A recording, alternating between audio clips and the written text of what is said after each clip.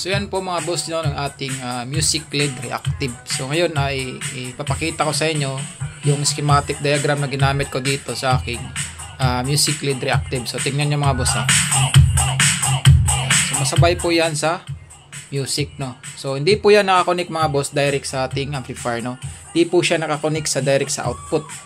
Pwede naman yung direct mga boss, pero hindi po magtatagal yung ating LED kasi masisira at masisira po yan kasi yung out ng ating amplifier dito, yung out nya is easy po yan. Tapos pag linakasan natin, mataas na voltahe yung nilalabas nya, so posibleng madamage yung ating LED. So kailangan natin dyan mga boss driver, no? So ito yung gamit ko yan. So ito ay build ko dati sa piso wifi ito mga boss, eh. So kinonvert ko na lang siya para maging driver dun sa ating LED kasi ito mga boss, naka-optocoupler po to, naka-isolate po yung kanyang input. So safe na safe yung ating amplifier at saka yung ating LED. So yung pinaka best dito mga boss is para ma-safety yung ating amplifier kasi naka-optocoupler po siya. So ipapakita ko sa inyo mga boss, no, yung kanyang schematic diagram.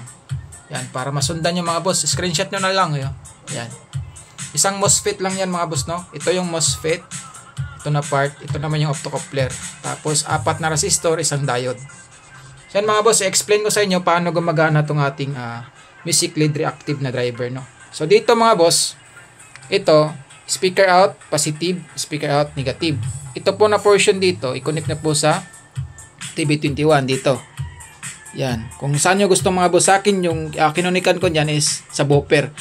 Kasi yung sa buffer mas maganda kaysa dito sa left and right. Kasi yung sa buffer mamatay siya mga boss pag di lumalabas yung kanyang bass, no? Kasi itong left and right mga boss, palagi itong kumakanta, palagi yung tumutugtog. Yung bass natin is tumutunog lang to pag malakas yung bass niya, pero pag kanta lang is hindi ito gumagalaw. Kaya dito ko siya kinonick, no? So katulad yan.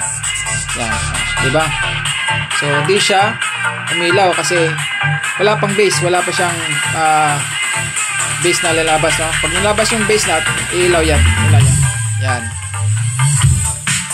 So dyan ko siya kinonick mga boss, no? Yan. So bale, yung gagawin niya mga boss, ito supply 12 volts kasi 12 volts yung LED natin, ito 12 volts to. Pag 5 volts naman mga boss, 5 volts din yung 5 volts yung LED na gagamitin nyo, 5 volts din yung i-supply nyo.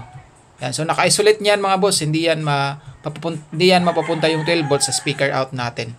Kasi yan naka-optocoupler siya, oh, yan. Positive speaker, negative speaker. So dito yan naka-optocoupler.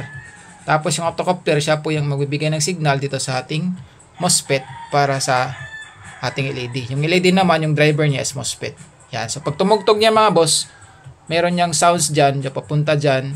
So bali itong optocoupler, siya yung mag-send ng signal dito sa gate ng ating MOSFET. So si MOSFET na yung mag-drive ng ating LED. Yan. So yan po, ganyan po gumagana yung ating music lead reactive. So take note mga boss, yung ground at saka negative speaker is hindi po siya connected. So ground at saka negative lead, yan lang po yung connected. Positive galing sa MOSFET.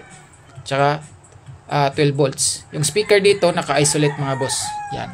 So ito mga boss, oh, nilagyan ko pa nga ito ng ng 5 watts resistor yan. So naka-connect yan sa buffer yan. Positive, yan merong 5 watts dito. Yan 10 ohms po yung value, 5 watts. So nakalagay yan dito mga boss, oh. Tapos negative. Yan. So yung board ko dito po siya mga boss. Ayan. So ayan po yung patayin ko muna. Yan. So ayan po siya mga boss, oh. Yan po yung aking driver. So yan mga boss, no. So sana ay nasundan nyo. So baka sa sunod na video natin is gawa natin siya ng DIY lang. So hindi ganito mga boss kasi ito naka-SMD.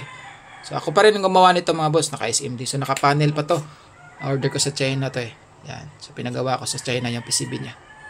So yan mga boss, no. So sana ay nasundan nyo ang ating schematic diagram.